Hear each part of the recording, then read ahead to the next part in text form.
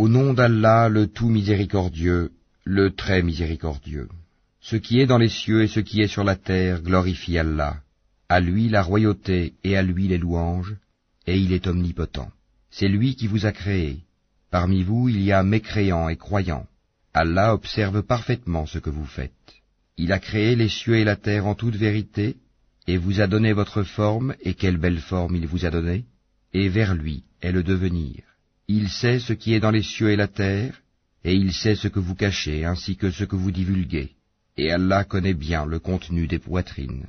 Ne vous est-elle pas parvenue la nouvelle de ceux qui auparavant ont mécru et qui ont goûté la conséquence néfaste de leur acte? Ils auront en outre un châtiment douloureux.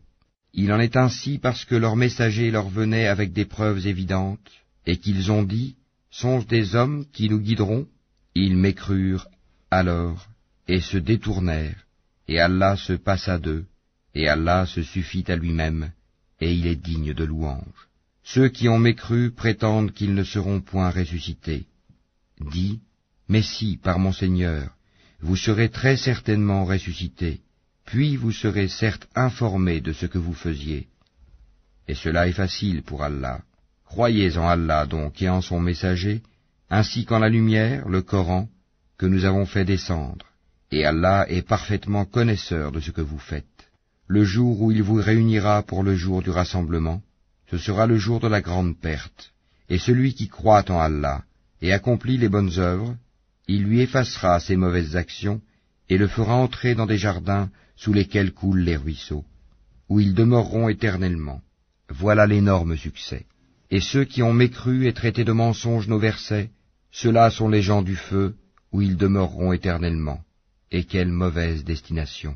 Nul malheur n'atteint l'homme que par la permission d'Allah, et quiconque croit en Allah, Allah guide son cœur. Allah est omniscient. Obéissez à Allah et obéissez au messager. Et si vous vous détournez, il n'incombe à notre messager que de transmettre en clair son message. Allah, nulle autre divinité que lui, et c'est à Allah que les croyants doivent s'en remettre. Ô vous qui avez cru, vous avez de vos épouses et de vos enfants un ennemi, une tentation. Prenez-y garde donc. Mais si vous les excusez, passez sur leurs fautes et leur pardonnez. Sachez qu'Allah est pardonneur, très miséricordieux.